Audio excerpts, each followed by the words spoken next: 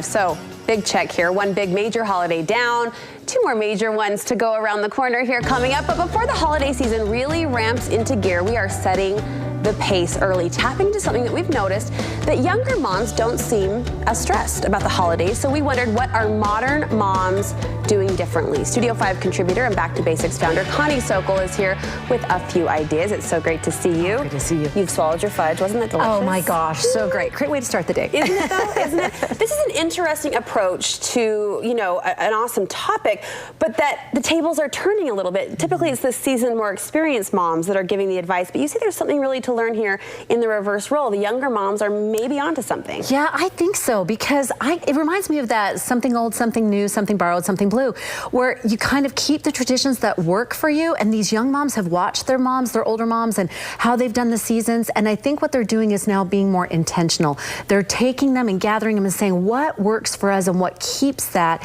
feeling and tradition in our family that we want to hold on to. There is a balance to this though, because as I think about it, I'm celebrating. Yes, let's simplify. Yes, let's do pull what really matters and what's meaningful. Right. However, I think back to what my grandma did for Halloween. Yes. She put together these elaborate treat bags for all of the grandkids, or what my mom does for Christmas, a big breakfast and matching wrapping paper, and those details mattered to me. Yes, and you remember them. And I remember them. And then in conversations with women, you hear them say, but I stress when I think about replicating that. It doesn't work for me. And sometimes I think in some of those things, we're trying to put a square peg in a round hole. We want that feeling is what we really want. We want that nurture and that care. And it's okay for that to shift over the years. We don't have to do it exactly the same way to get that feeling. So we can get the feeling while we simplify. Absolutely, absolutely. I like this term lighter approach. You say millennial moms are taking a lighter approach. What does that look like? Well, I think that just what we're kind of saying is that they've seen their mom do the big spreads, and they've seen the stress and the behind the scenes, and they've seen that she hasn't always been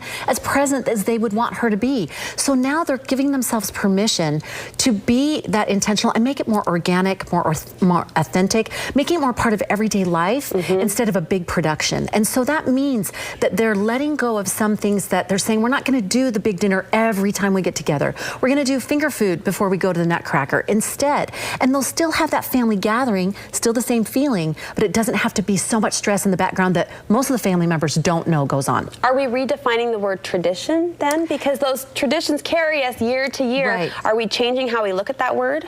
I think so, and I think what we're trying to do is take out a little bit of the stress that goes with it and keeping the joy, keeping the feeling of connection. I think in our day and age, culture has made it so that it's more that men are helping in the kitchen, they're feeding the kids, they're going the Christmas shopping together instead of it's just the mom show.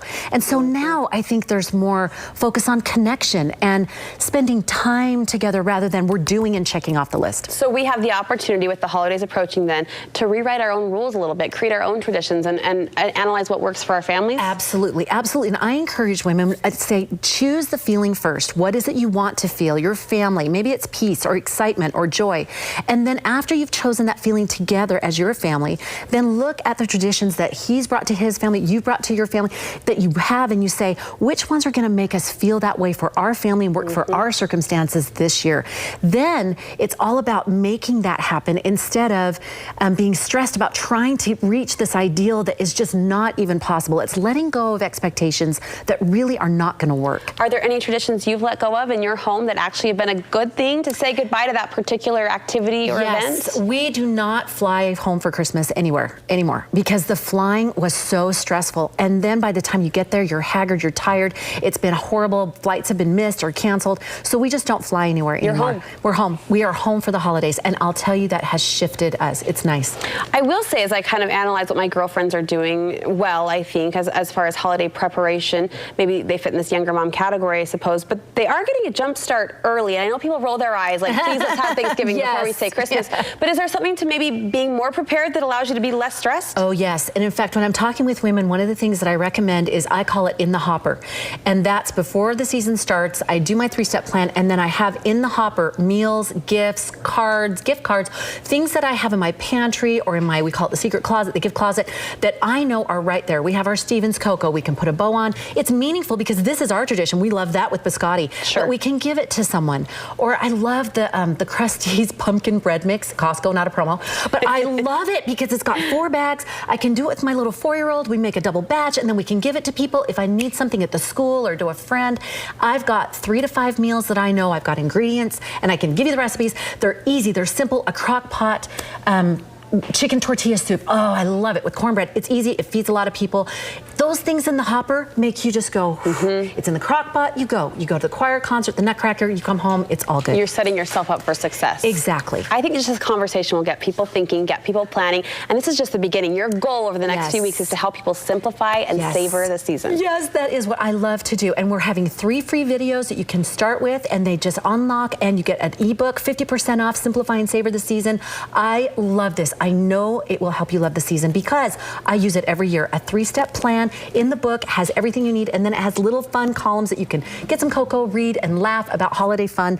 It's just a beautiful organization and rejuvenation book to get you set for the holidays. It's your game plan. It's your system. I love it.